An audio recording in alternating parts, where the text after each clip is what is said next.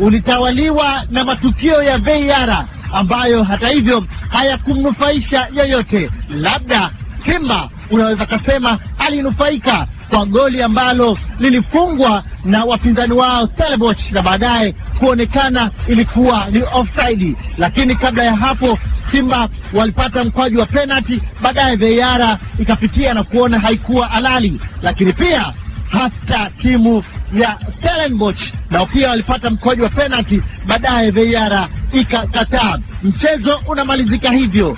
Simba wanafikia rekodi ya kucheza fainali ya mwaka 1993 kwenye michuano ya vilabu vya barani Afrika. Mchezo unamalizika hivyo. Furaha ni kubwa kwa mashabiki, viongozi wa serikali na wa klabu ya soka ya Simba. Huyu hapa ni naibu waziri wa Wizara ya Habari, Utamaduni, Sanaa na Michezo, Hamisi Mwijuma, mwana FA. Nimefurahi kwanza kama Mtanzania, nimefurahi kama mpenzi wa mpira wa miguu, lakini pia nimefurahi kama naibu waziri mwenye dhamana ya michezo. Na haya ndo matokeo kama mpenzi wa mpira wa miguu unakuwa unayataka, kama kiongozi unakuwa unayataka, kama mwakilishi wa sisi unakuwa unayataka. Kwa hiyo kwa hali yoyote ile, leo ni siku nzuri sana. Tumekuja kuandika historia hapa. Fika tena ndio lishaingia hivi. Lengo hasa ni sio kuingia fainali, hatuishii hapa pia. Lengo sasa hivi ni kulitafuta na kombe lenyewe. Kwa hiyo nina furaha, niko excited, lakini naamini ya kwamba tuna kazi nyingine ya kufanya hapa mbele tu ili kuhakikisha kwamba tunaandika historia kubwa kabisa katika hatua hizi za mashindano ya makubwa kabisa yanayoandaliwa na CAF hapa barani Afrika. Labda unatoa neno gani kwa mashabiki wengi ambao wamejitokeza hapa, hususan raia wa Tanzania ambao wanaishi hapa Afrika Kusini? Ni washukuru. Kusema kweli haikuwa inafeel kama tuko ugenini. Sisi na Stellenbosch tulikuwa na wapenzi sawa, na wapenzi wao mpaka mechi imekwisha wanatushangilia sisi bado. Mzee wetu Mangungu yeye anasema furaha bado mpaka kombe litakapotua mitaa ya Msimbazi. Furaha haiyakidhi kwa sababu dhamira yetu sasa ni kuweza kupata ushindi na kuingia kwenye fainali. Baada ya hapo tunataka kuchukua kombe. Yaani sasa hivi tumebakia kwenye hatua moja na mechi mbili. Tukifanikiwa hizo tunachukua kombe, tutakuwa tumeweka historia ya kutosha kwa taifa letu na kwa Simba Sports Club. Presha ilikuwaje wakati mchezo unaendelea? Sababu tumeshuhudia leo penalti mbili VAR imekataa, goli VAR imekataa. Ni kweli tension ilikuwa kubwa sana. Kwa vyovyote vile ambapo ukiwa unategemea kupata matokeo alafu likatokea jambo ambalo linakuweka nje ya kile ulichokuwa unakifikiria, inakuwa ni pressure.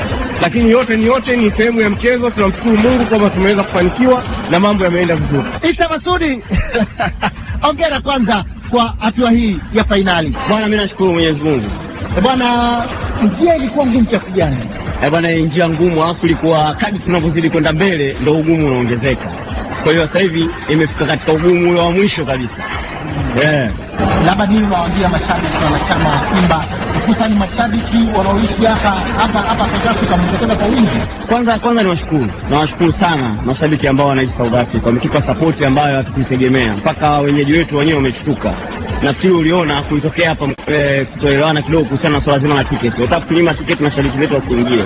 Lakini mwisho wa siku tulishughulikia na wenyewe wamekuwa wastaarabu, tukalimaliza. Kwa hiyo tunawashukuru sana, lakini washabiki wengine waliobaki wote Tanzania, wapi na duniani kwa ujumla, tunaomba tuendelee kuwa pamoja, tuombee dua timu yetu. Kimsingi tumebakisha hatua mbili ambazo ni ngumu zaidi, lakini zenye mvuto zaidi, kwa maana ya kwamba tunataka tuchukue kombe. Mwenyekiti aliyepita wa bodi ya klabu ya soka ya Simba, Try Again, yeye anazungumziaje furaha hii ya kwenda fainali?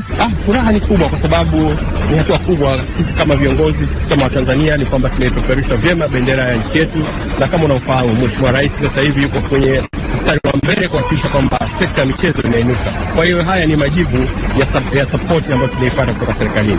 Kwa hivyo tuwaombe sana wapenzi wetu wasifurahi sana, bado shughuli inaendelea. Tujiandae na fainali, tutashereheka baada ya kuchukua ubingwa. Kwa sasa tuendelee kujipanga kucheza fainali na kuchukua ubingwa. Hatua hii tumeshaivuka, kilichobaki tusiridhike na hapa tulipofika. Tuendelee kuwa na kiu, hatuishi tu kwenda kuvaa medali. Sisi tunamwambia Mama Samia tunamletea kombe. Kombe. Madam tumeshafika hapa sisi na tunakwenda kuanzia kwao tunamalizia kwetu kwa Mkapa. Na tunawaambia wakituona wazee sisi wanne wajue kwamba kombe limefika Tanzania. Jambo limekwisha kama tulivyoelezea asubuhi, na sasa hivi tunamalizia kwamba jambo limekwisha. Hii ndio maana ya ubaya ubwela. Bana, watu ni wengi na wanafurahi, lakini kumbuka Simba hivi sasa ipo na CEO mwanamke. Yeye anafanikisha Simba kwenda hatua ya fainali. Anajisikiaje kama mwanamke kuwa katika uongozi na kuipeleka Simba fainali? Kwanza mimi ni millennial, alafu kuna Gen Z. Kwangu mimi inaonyesha ni taswira nzuri kwa taifa letu ambalo ukiangalia kwa kiwango kikubwa zaidi ya nusu ya population ya Watanzania ni vijana.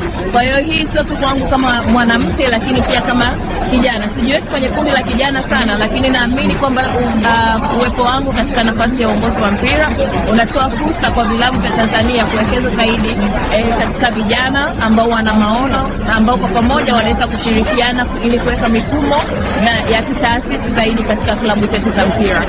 Unaliona kombe hili la Tanzania halina ubishi. Kwa hakika pongezi kubwa pia ziende kwa Watanzania ambao wanaishi hapa Afrika ya Kusini kutoka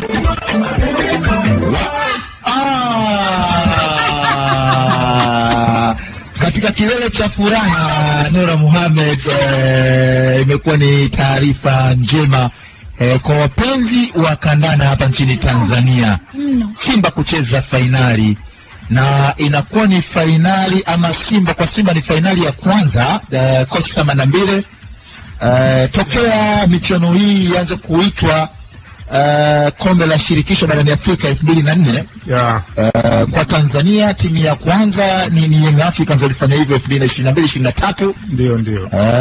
Tangu michuano hii ibadilishwe, mwanzoni ilikuwa inaitwa michuano ya kombe la washindi barani Afrika. Kulikuwa na klabu bingwa na kombe la washindi. Okay. Kwa hiyo tangu ibadilishwe jina, wanasema kurebrand mashindano. Ndio. Coach, sio kama ilikuwa ni muunganiko wa ile CAF Cup ambao Simba walicheza fainali ya 93 na ile kombe la washindi. Sasa hiyo sometimes unajua ni ngumu sana kuizungumzia kwa sababu ni kitu kilichokuja tu kwa muda mfupi then kikapotea. Ni kama tunavyoona labda haya mashindano yaliyopita ya Super Cup. Kama yakiishia hapo wala usiyaone tena, sijui utayaweka position gani. Lakini yale yalikuja tu, huku tayari kombe la washindi likiwa lipo, ambalo mwaka 1989 nafikiri Gor Mahia walibeba something like that. Kwa ukanda wetu ndio wanabakia na hiyo record 88-89. Okay. Ni hiyo miaka ya 80. Kwa hiyo hili likaja hapo kati. Sasa kuja kwake na kuondoka kwake, kubadilika jina, sijui kama tunaweza kusema sasa iliunganishwa likawa moja, kwa sababu lile halikuwa na mwendelezo sana.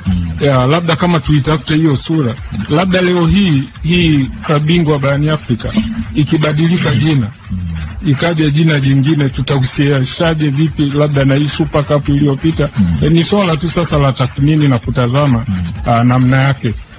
Hii ianza 2004 kama yaliunganishwa, it means hilo lilikuwepo 2003, 2002 lilikuwepo, of which mimi sikumbuki kama mashindano yaliendelea tangia hiyo miaka ya 90. Baada ya hapo hili linalokuja kwanza 2000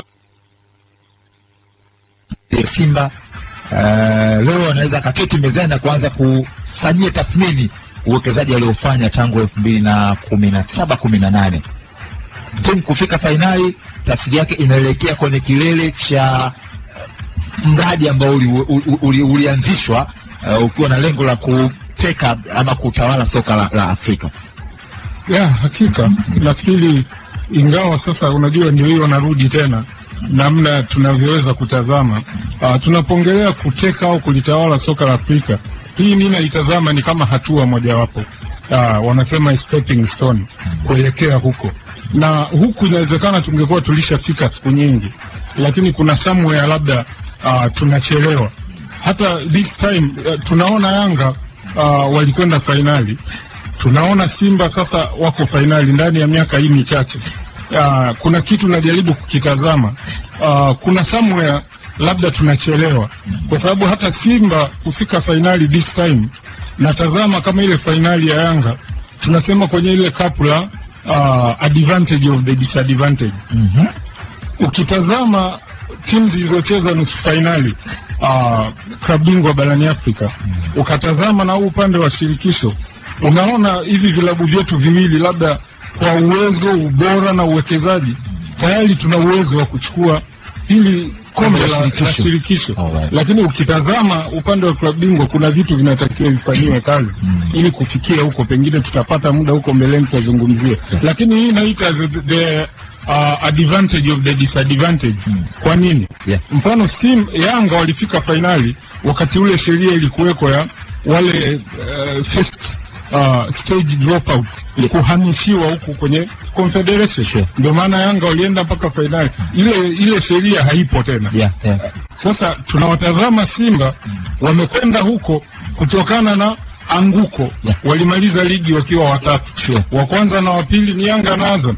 Sasa it means Simba kama angemaliza wa pili kwenye ligi yetu, pengine asingekuwa huku. Na sasa hivi tuna hiyo sifa ya kuwa na timu 4. Maana yake next season tutakuwa hawa wakubwa we expect watakuwa ndio namba 1 na namba 2. Tunaweza kuwatazama wanakwenda moja kwa moja kwenye ligi ya mabingwa Afrika, lakini huku tayari tuna chaka letu ambalo tunaweza kulitawala. Nikawa najaribu kufikiria hivi, hakuna uwezekano Simba na Yanga ni wa kwanza kwenye ligi, labda watatu kamaliza Azam, wa 4 Singida, tukawapeleka Singida na Azam kabingwa, hawa wawili tukawarudisha huku kwenye chaka letu ambalo tayari tuna harufu ya kwenda kudominate na kulifanya likawa letu kabisa. Naona huo uwezekano upo, lakini sijui sheria kama zinaruhusu, labda tufanyie kazi. Kwa hiyo Simba ni hatua mojawapo ya kusonga mbele zaidi, kwa sababu kuchukua kombe. Mfano tunaona RS Berkane ambao wamefika fainali baada ya matokeo ya jumla leo dhidi ya Constantine. Nafikiri kwa wao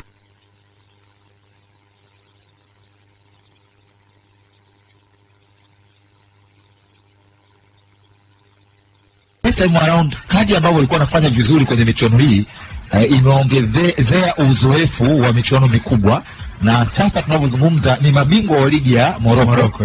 Msimu ujao wanahamishia nguvu kwenye ligi ya mabingwa Afrika.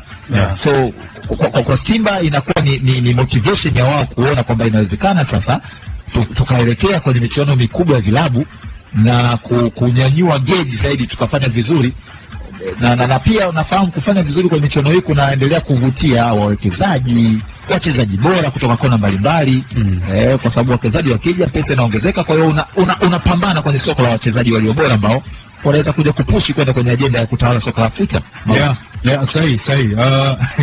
Ni bana msikiza kocha Fadlu kuelekea kwenye huu mchezo, aligusia unachokizungumza pia. Alisema kwamba wanafahamu hatua ambayo wanaikaribia kwenye kombe la shirikisho, lakini pia anajua kwa mwenendo wa performance yao kwenye ligi ya Tanzania msimu huu kuna nafasi kubwa sana msimu ujao wakashiriki ligi ya mabingwa barani Afrika. Kwa hiyo akatoa wazo na akatoa rai, kwa maana kwamba kila anachokifanya hivi sasa na project ndio kwanza tu imeanza, basi wanahitaji kuwa na product kubwa zaidi ama kuwa na ubora mkubwa zaidi kuelekea kwenye msimu ujao wa ligi ya mabingwa, kwa sababu kile ambacho kilionekana kwenye nusu finali za ligi ya mabingwa barani Afrika ndicho ambacho Simba maybe watapaswa kupambana nacho iwapo wanataka kwenda kule na kushindana na pengine kufikia hatua hii ambayo wamefikia kwenye shirikisho kwa msimu huu. Kwa hiyo tayari unaona hata yeye anaanza kuwaza okay, hii squad nilionayo inatosha kwenda kucompete kule ku raise mountain kubwa zaidi kuliko hii. Anaona tunahitaji quality ya kuweza kuongezwa hapa. Lakini pia kuhusiana na issue ya uwekezaji, tayari kuna hizo harufu ambazo ni nzuri imeshaanza kutokea. Simba amesaini juzi deal na Jeruti ambayo imewaingiza Diadora, moja kati ya makampuni ya muda mrefu zaidi ya vifaa vya michezo hapa ulimwenguni tangu mwaka 1978 huko Italia wanafahamika, na kazi zao zinafahamika kwa ukubwa sana pia. Kwa hiyo unaona ni kwa namna gani hilo litafungua mlango. Na mind you, ama nikumbushe, Jeruti pia alizungumza, Rogasira yule ambaye ni CEO Jeruti alizungumza, sasa mimi ndo nimenukuu vibaya, lakini nakumbuka pia kuona kwamba akisema watachangia pia kwenye usajili, which means Simba wanaweza kuwa na budget kubwa zaidi kuelekea kwenye msimu ujao. Lakini je, itakuwa enough kuweza kucompete katika level ya juu?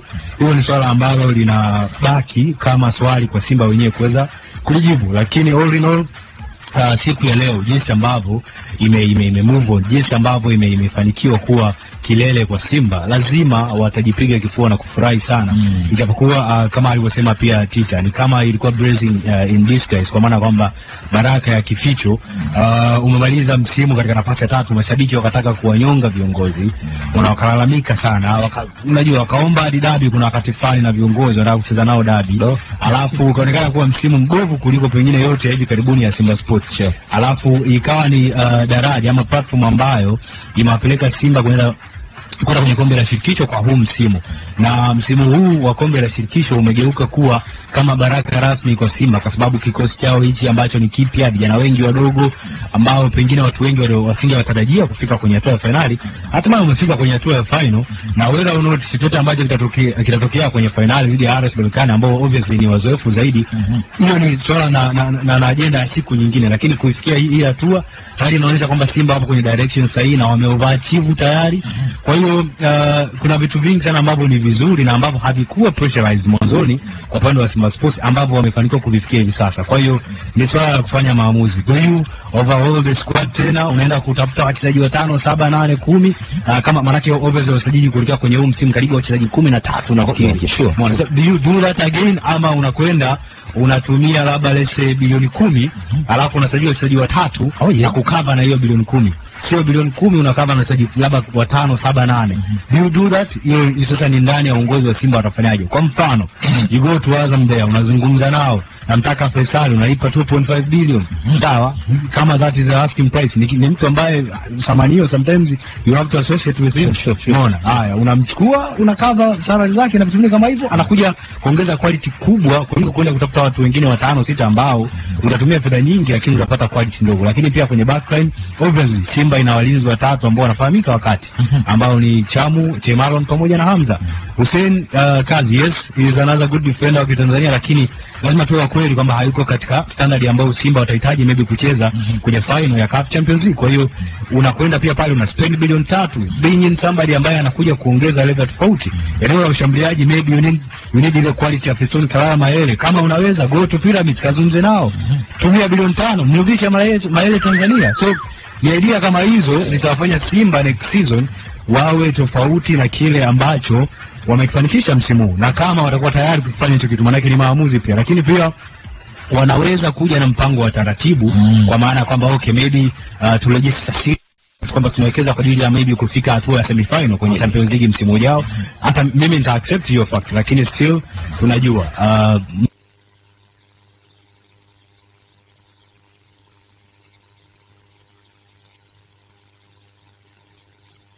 everything. Yeah, kwa hiyo ni swala la kuweza kusubiri sana kuona Simba watajibu kile ambacho wamekiweka kama standard wenyewe msimu huu. Maanake msimu huu ni kama wamejibu standard ambayo iliwekwa na Young Africans 22-23. Kwa hiyo wamelevu. Ni kama wamejibu kwa sababu kucheza finali tayari wana guarantee medali ya walau Lanazam. Sasa je, watatumia hii platform kuweza kufikia mafanikio makubwa kwenye Champions League kwenye msimu unaofuatia? Maana Young Africans msimu unaofuatia walikwenda kucheza msimu wanaweza kuset standard ya kuchukua ubingwa. Wanaweza. Wanaweza. Ilikuwa ni standard ya Yanga kwa wanaweza kuset standard nyingine kwa kuchukua ubingwa. Sasa watabuild from that. Maana Young Africans msimu unaofuatia walishabu finali. Simba watawao.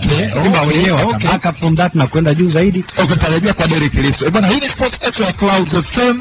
Na kukumbusha leo ni siku ya mabingwa. Mnyama Simba ananukia harusi